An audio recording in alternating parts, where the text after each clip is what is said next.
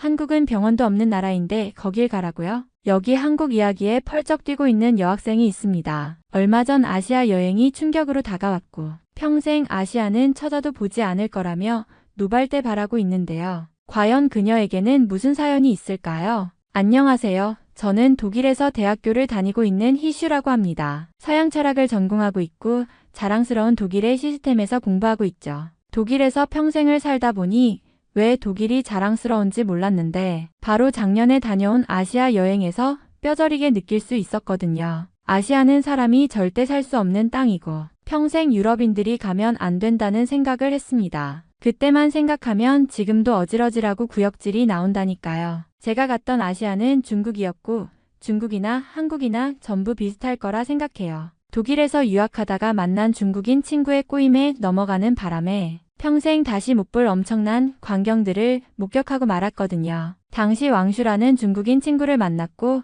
그 친구는 중국이 독일보다 훨씬 좋다는 말을 입에 계속 달고 살 정도였어요. 독일은 너무 오래된 건물이 많아서 건물마다 내부에서 냄새가 나고 고층 건물이 없어서 이동을 해서 다른 건물을 가야 하는 일이 많다고 했죠. 중국은 전국이 미국의 뉴욕 이상으로 발전되어 있고 인구도 많기 때문에 사람이 살기 좋게 설계되어 있다면서 독일 사람들 전부 중국에 가서 공부를 해야겠다고 말했습니다. 중국의 만년 역사 또한 굉장한 자랑거리이고 중세 유럽의 르네상스가 중국 덕분에 이루어질 수 있었다는 말까지 했으니 저로서는 궁금하지 않을 수가 없었어요. 독일의 철학자들도 중국의 영향을 받은 경우가 대부분이고 과거 산업혁명 또한 중국의 첨단 기술을 전해받은 기술자들이 산업혁명을 일구어냈다는 등의 주장을 할 때마다 저는 가슴이 뛰고 말았습니다. 실제로 과거 중국은 나침반을 유럽에 전파한 것은 분명한 사실이고 그로 인해서 항해술을 발전시켰던 것도 사실이었으니까요.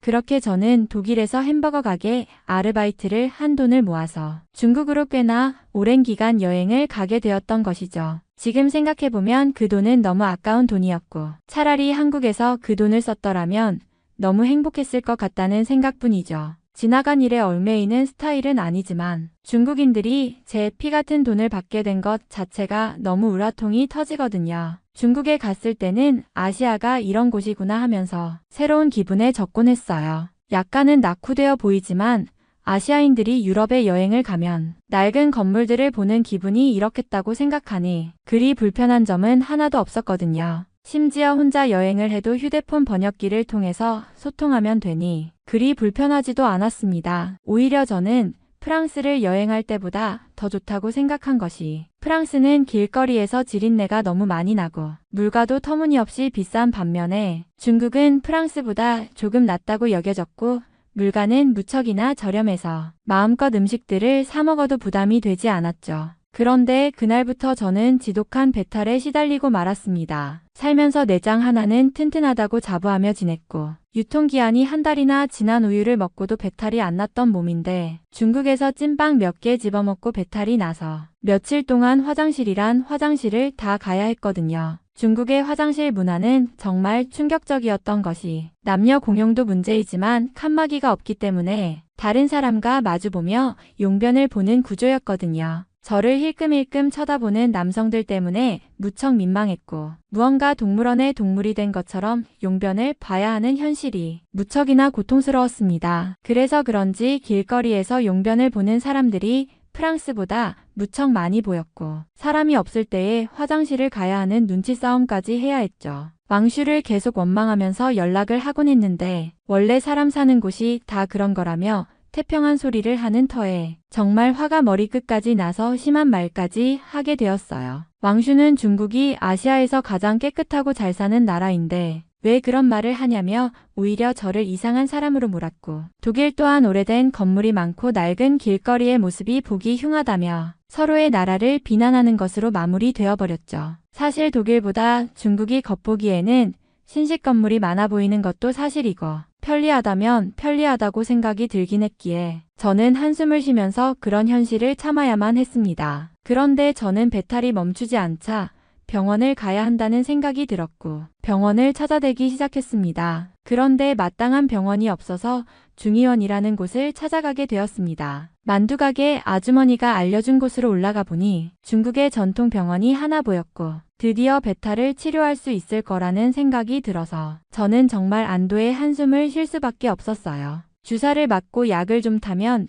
괜찮아질 거라는 상상을 했던 거죠. 그런데 그곳에 있는 의사는 무언가 이상했습니다. 수염을 잔뜩 기른 늙은 의사가 있었는데 병원 내부에는 이상한 냄새가 진동을 하더라고요. 잘못 찾아왔나 싶었지만 중국 전통의 의원이라고 했기에 조금 더 믿어보기로 했어요. 그는 저의 배를 만져보더니 누우라고 한 후에 이상한 돌덩이 몇 개를 배에 올려두더라고요. 그렇게 치료를 하면 금방 회복이 될 것이고 배탈이 멈출 거라고 말했죠. 그리고 배탈의 원인은 무리한 비행 때문이라고 했고 제가 주장하던 중국의 음식 때문에 배탈이 나는 것은 말이 안 된다며 독일에서 그동안 먹었던 것들에 문제가 있었고 이제 그 문제가 발병한 것이라고 하더라고요. 아무리 생각해도 대장균 등에 의한 배탈인데 무언가 허무맹랑해 보였지만 저는 힘이 하나도 없고 중국 의술을 믿어보기로 했기 때문에 그냥 시키는 대로 할 뿐이었습니다. 그렇게 배에 돌을 올려두고 배를 좀 두드리고 한참이 지나서 치료가 끝났다고 하더니 터무니없는 비용을 요구하더라고요. 한국 돈으로 수십만 원의 돈이었고 중국 정통 치료요법이 들어간 치료라서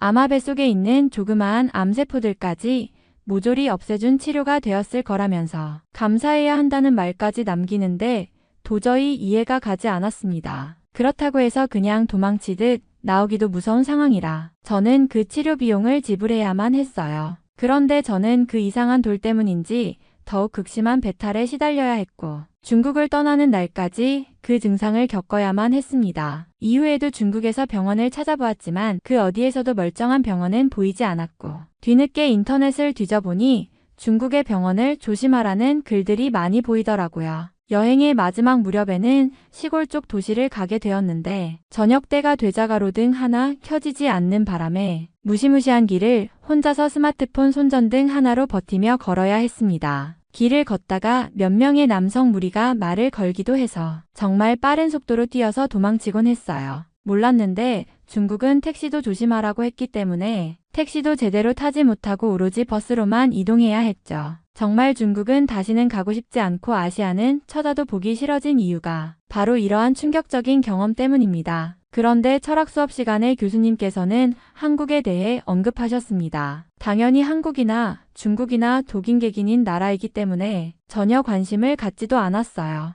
병원도 없는 나라에 가서 심하게 아프기라도 하면 저는 가로등 없는 길바닥에 쓰러져서 객사하고 말 거잖아요. 교수님은 한국에 대해 설명하시면서 한국 K-팝의 철학적 의의나 한국 문화의 철학적, 역사적 식견을 말씀해 주시더라고요. 한국이 세계의 리더와 같은 역할을 하게 된 이유와 한국인들의 국민 특성 등에 대해서 굉장히 심오한 이야기를 하셨는데 정말 한국의 사기에 당하는 사람이 일반인뿐만 아니라 교수님들도 그들에게 당한다고 생각하자 열이 뻗쳐 올랐습니다. 저는 교수님께 질문을 드렸고 한국은 그런 나라가 아니라고 당당히 말씀드렸어요. 교수님, 제가 말씀드릴 것이 있습니다. 저는 교수님이 한국에 대해 설명을 이어가시는 도중 손을 들고 말씀드렸어요. 교수님은 잠시 말을 멈추시더니 저를 보며 미소를 지으셨죠. 네, 희슈. 어떤 질문인가요? 한국이나 중국이나 사실 다르지 않다고 생각합니다. 제 목소리는 떨렸지만 계속 말을 이어갔어요. 교수님께서 한국에 대해 굉장히 긍정적으로 말씀하시는데 제가 아시아에서 겪은 경험은 완전히 반대였습니다. 저는 아시아가 사람이 살 수 없는 곳이라고 생각해요. 교수님은 고개를 갸우뚱하시며 그게 무슨 말인가요? 구체적으로 설명해 줄 수 있나요? 라고 물으셨어요. 저는 숨을 고르고 아시아 여행에서 겪었던 일들을 말씀드리기 시작했죠. 작년에 중국으로 여행을 갔었는데 상상도 못할 정도로 끔찍한 경험을 했습니다. 처음에는 음식이 저렴해서 좋았지만 음식 위생 상태가 엉망이어서 심한 배탈이 났고요. 병원을 찾아가도 멀쩡한 병원을 찾을 수 없었어요. 결국 이상한 전통 치료를 받아야 했는데 그게 오히려 상태를 악화시켰습니다. 교수님은 진지하게 듣고 계셨지만 저는 멈추지 않고 말을 이어갔어요. 게다가 거리도 안전하지 않았어요. 밤에는 가로등조차 켜지지 않았고 택시도 믿을 수 없다고 해서 도보나 버스로 이동해야 했습니다. 몇 번이나 위험한 순간을 겪었고요. 저는 말을 멈추고 교수님의 반응을 살폈어요. 교수님은 잠시 생각에 잠긴 듯한 표정을 지으셨지만 이내 차분하게 말씀하셨죠. 희슈, 내가 겪은 경험이 얼마나 힘들었을지 짐작할 수 있을 것 같아요. 하지만 중국과 한국은 서로 완전히 다른 나라입니다. 내가 겪은 불편함이 중국의 현실일 수는 있겠지만 그것을 한국에 그대로 적용하는 것은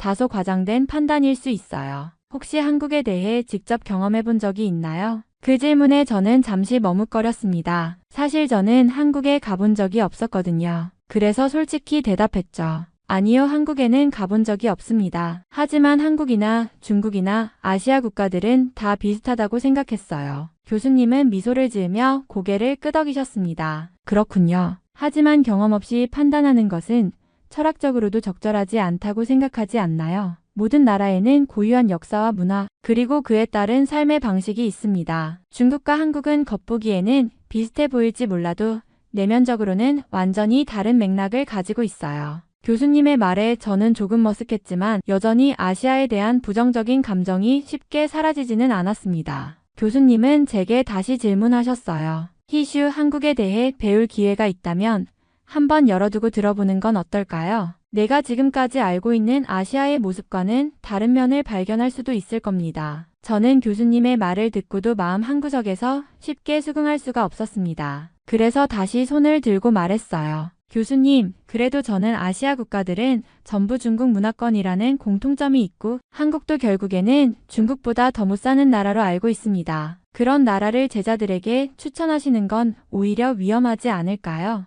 저처럼 아시아에서 겪는 부정적인 경험으로 학생들이 고통받을 수도 있을 것 같은데요. 제 주장이 끝나자 교수님은 잠시 고개를 끄덕이시더니 차분하게 답변하셨습니다. 희슈, 내가 중국에서 겪은 어려움은 정말 안타깝지만 그것이 곧 아시아 전체를 대표하는 건 아니야. 사실 중국의 전통치료, 즉 중의학은 문화대혁명 당시 거의 폐기되다시피 한 역사적 사건이 있었단다. 현대의 중국 전통의학은 그 후 다시 복구되었지만 대부분 한국의 한의학을 참고해 복원된 경우가 많아. 저는 그 말을 듣고 놀라 되물었죠. 한국의 한의학이요? 그게 정말 사실인가요? 한국은 중국 문화를 배워갔을 텐데 어떻게 중국보다 나아질 수 있나요? 교수님은 고개를 끄덕이며 말씀을 이어가셨어요. 중요한 점은 한국은 역사적으로 자신들만의 방식으로 중의학을 개량하고 발전시켜 왔다는 거야. 한국의 한의학은 현대적으로 체계화되고 약초를 기반으로 한 과학적 연구도 진행되고 있어. 반면 중국은 문화대혁명 당시 학문과 문화유산이 파괴되었고 다시 복구하는 과정에서 상당히 왜곡되거나 퇴보된 부분이 많아. 그래서 지금은 한의학이 중의학보다 훨씬 발달해 있다고 평가받고 있단다. 그제야 저는 약간 당황한 마음에 말이 막혔습니다. 그럼 제가 중국에서 겪었던 그 끔찍한 병원은? 교수님은 부드러운 목소리로 답하셨습니다. 그건 안타깝게도 중국의 현실이야. 물론 현대적인 병원도 많겠지만 네가 겪은 것처럼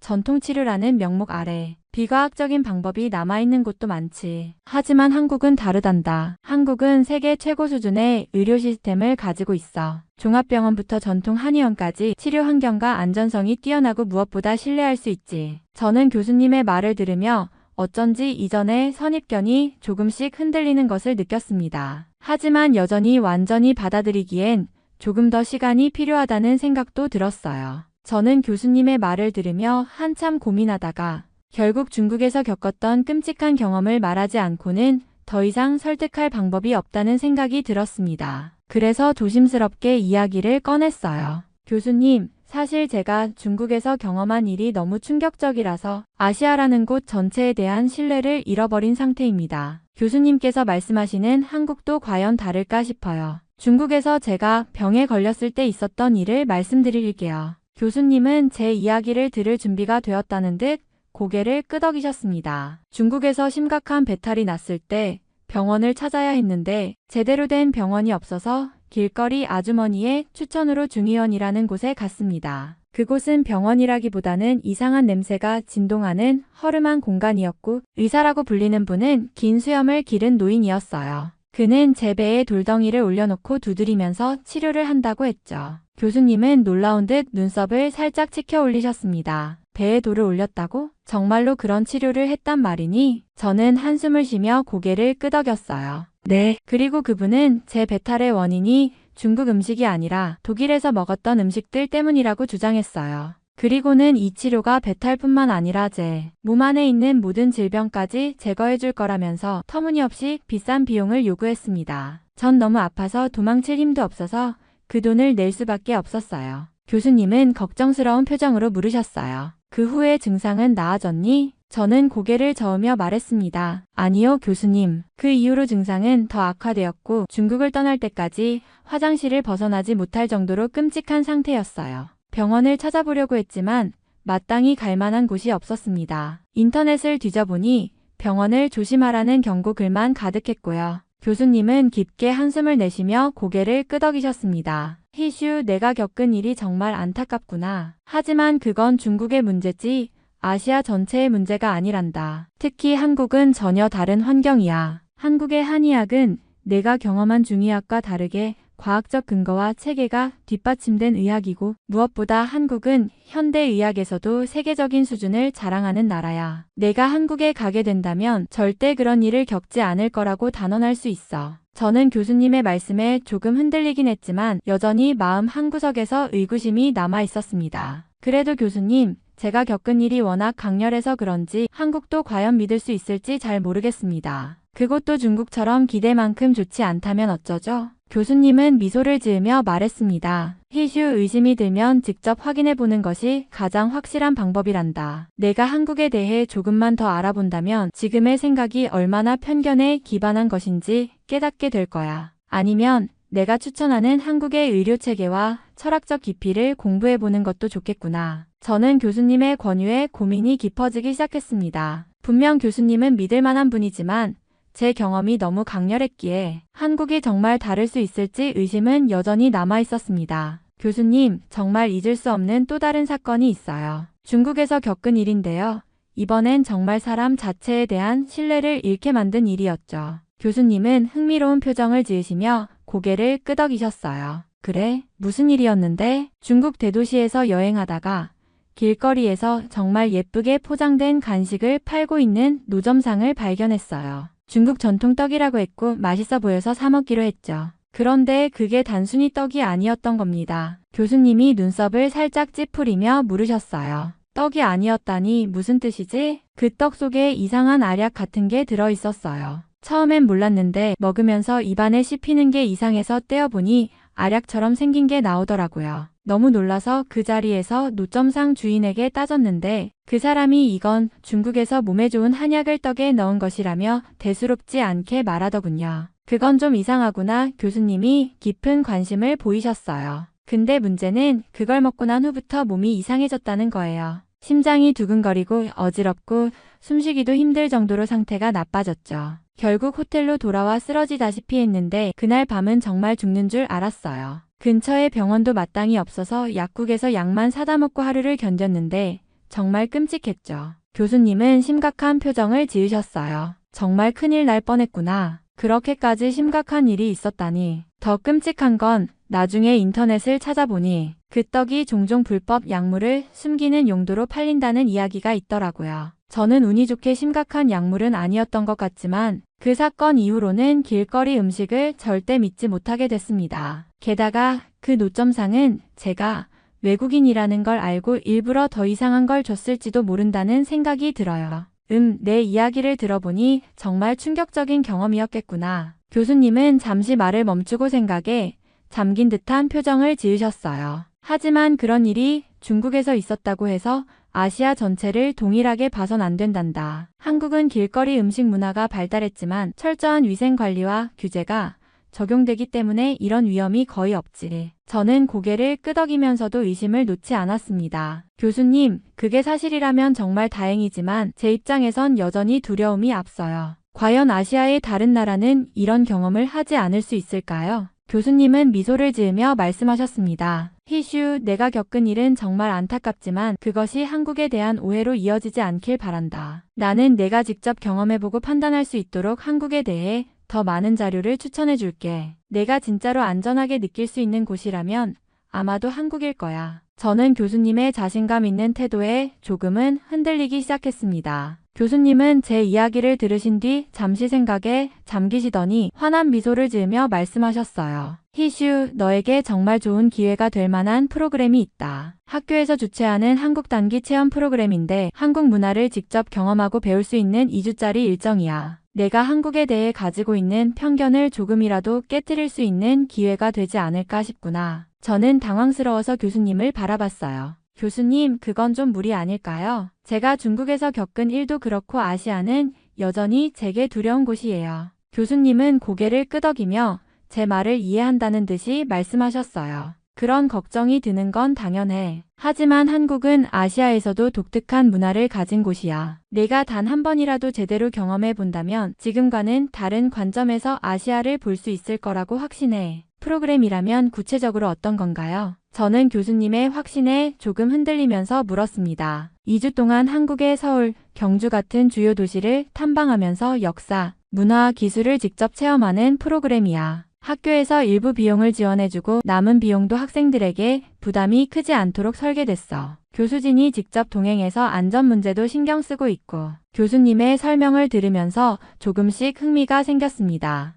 정말 안전하다면 생각해 볼 수는 있을 것 같아요. 그 후 저는 프로그램 신청서를 받아 고민 끝에 이름을 적었고 결국 저를 포함한 5명의 학생이 프로그램에 참여하게 되었어요. 각자 한국에 대해 다른 기대와 생각을 가지고 있었지만 저처럼 부정적인 인식을 가진 학생도 몇 명 있었고 오히려 한국 문화를 좋아해서 기대하는 학생들도 있었습니다. 2주 후 우리는 인천공항에 도착했습니다. 공항은 현대적이고 깨끗했으며 생각보다 훨씬 세련된 분위기가 느껴졌어요. 비행기에서 내리자마자 한국인 가이드가 우리를 반갑게 맞아주며 프로그램 일정을 설명해 주었습니다. 첫 일정은 서울의 중심부를 탐방하는 것이었는데 버스에 올라타 창밖을 내다보며 저는 생각했습니다. 여기가 아시아라고? 이 정도면 유럽의 대도시보다 더 세련된 것 같은데? 서울의 거리에는 사람들이 많았지만 모두 질서정연하게 움직였고 길거리 음식점과 카페에서 풍기는 향기는 제 기억 속 중국의 거리와는 전혀 다른 느낌이었습니다. 다음 날 한국 체험 프로그램의 일정이 본격적으로 시작되었습니다. 아침에 호텔 로비에서 가이드를 만난 우리는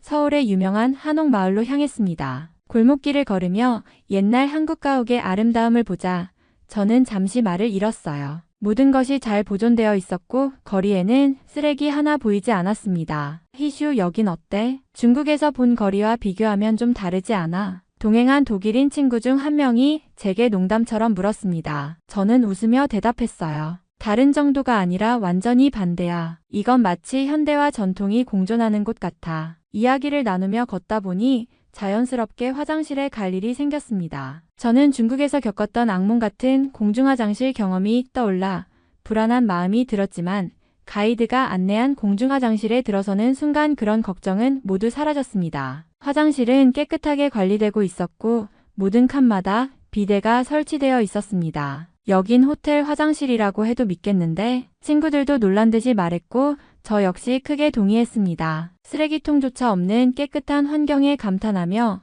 가이드를 바라보자 그는 미소를 지으며 말했습니다. 한국에서는 대부분의 화장실이 무료로 제공되고 깨끗하게 유지되도록 지속적으로 관리됩니다. 공공서비스의 질이 높다는 점에서 많은 외국인들이 놀라워하죠. 일정 중 한 명의 친구가 가벼운 소화불량 증상을 느껴 병원을 방문하게 되었습니다. 중국에서 병원을 찾던 끔찍한 기억이 떠올라 저는 걱정했지만 가이드가 안내한 병원은 모든 면에서 제가 상상한 것 이상이었어요. 병원 로비는 호텔처럼 깔끔했고 접수부터 진료까지 빠르고 체계적으로 진행되었습니다. 의사는 영어로 유창하게 소통하며 친절하게 증상을 설명했고 약도 현대적인 처방전으로 손쉽게 받을 수 있었습니다. 심지어 말도 안 되게 저렴한 비용이 나와서 외국인이라 할인이 되는 것인지 물어볼 정도였어요. 여긴 독일 병원보다 더 나은 것 같아 친구가 감탄하며 말했고 저도 고개를 끄덕일 수밖에 없었습니다. 희슈, 한국 병원은 어떠니? 교수님이 물으셨을 때 저는 솔직히 대답했어요. 이 정도라면 독일 병원과 비교해도 뒤처지지 않을 뿐만 아니라 오히려 더 나은 면이 많아요.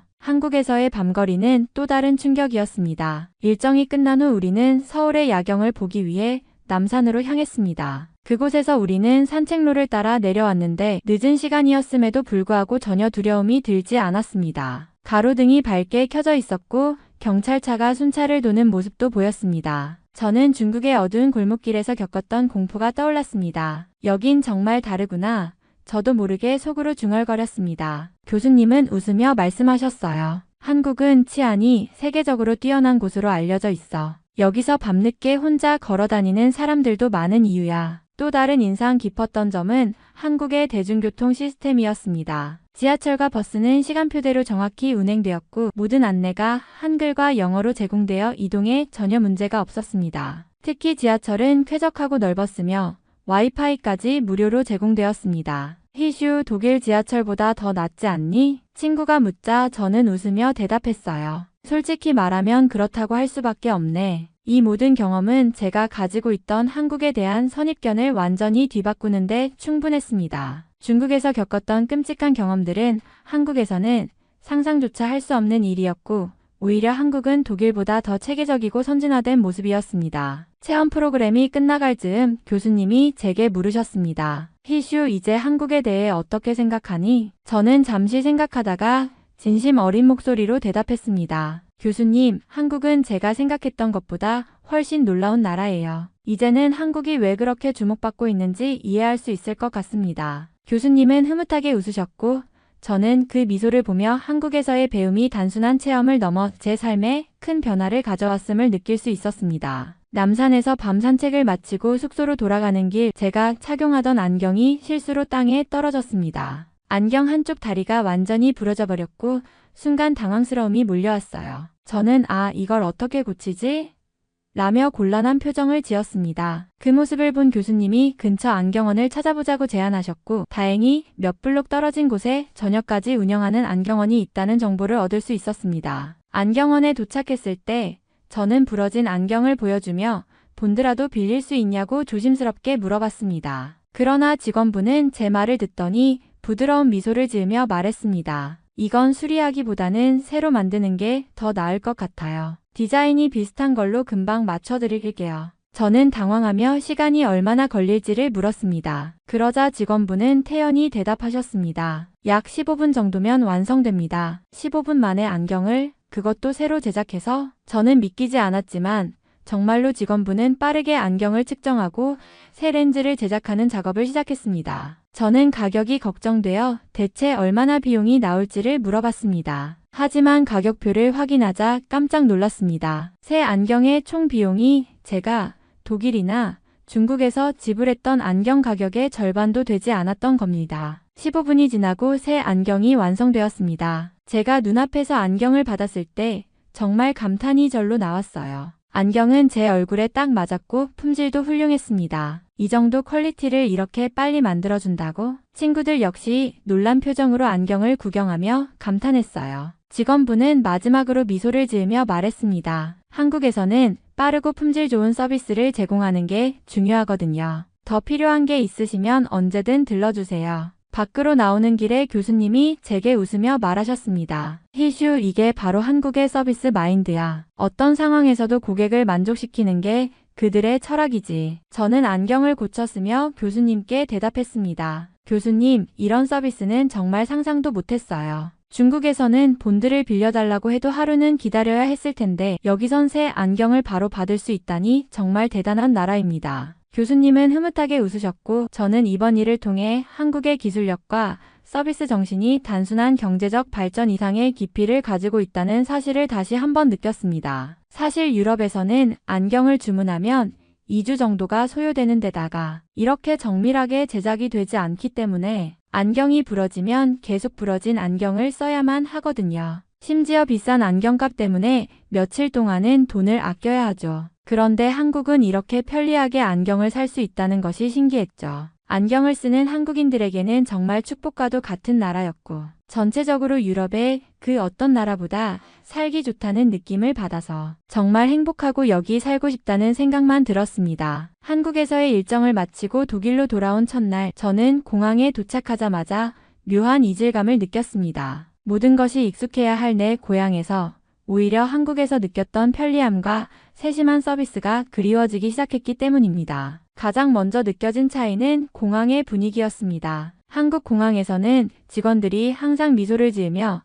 친절하게 안내해 주었고 절차도 신속하게 진행됐었죠. 그러나 독일 공항에서는 줄이 길게 늘어서 있었고 직원들 중 몇 명은 피곤한 표정으로 일하는 게 보였습니다. 체크인과 수화물 찾기가 끝나기도 전에 이미 한숨이 나왔습니다. 한국에서는 10분도 안 걸렸던 일이 여긴 왜 이렇게 오래 걸리지?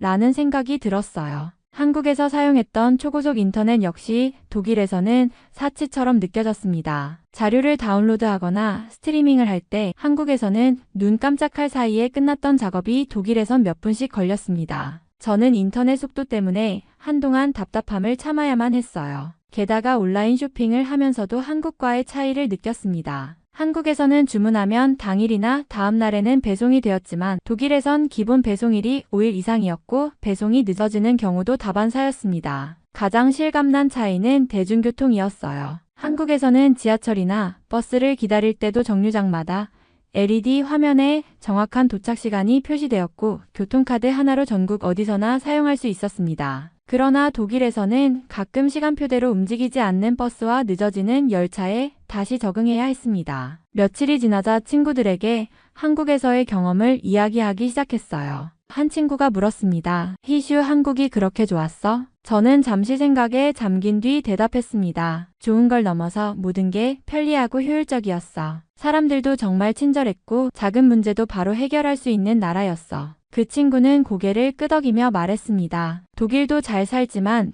그런 세세한 부분은 배워야 할 게 많을지도 몰라. 이후로 저는 한국에서의 경험과 비교하면서 독일의 시스템에서 느껴지는 아쉬움에 자주 빠지곤 했습니다. 한국에서의 시간은 너무 짧았지만 제게 잊지 못할 교훈을 안겨주었습니다. 저는 서양 철학을 공부하는 것을 멈추고 지금 당장이라도 한국에서 한국의 철학을 공부하고 싶다는 생각을 했어요. 아무리 서양의 철학을 공부해도 소용이 없다는 것을 깨달았거든요. 철학이라는 것은 생각하는 학문이고 실생활에도 도움을 주어야 하는데 백날 독일에서 철학 공부를 해봐야 인간을 위한 한국의 시스템이나 모습을 따라갈 수가 없잖아요. 사회적으로도 독일이 한국보다 뒤처진 것이 명백한 사실인데 이래서의 공부는 무의미하다는 생각이 들 뿐이잖아요. 이제 저는 한국어 공부를 시작했고 한글이라는 편리한 문자 덕분에 비교적 쉽게 공부하고 있어요. 독일에서 학교를 졸업하자마자 한국에서 대학원 생활을 할 것인데 너무 기대되고 설렘 가득합니다. 유럽과 아시아를 나누어 생각할 것이 아니라 한국이라는 나라 자체에 대한 관심을 가지게 되었으니까요. 이번 사연은 여기서 마무리하도록 하겠습니다. 끝까지 시청해주셔서 감사드립니다. 좋아요와 구독은 영상 제작에 큰 힘이 됩니다. 꼭 한 번씩만 눌러주세요. 감사합니다.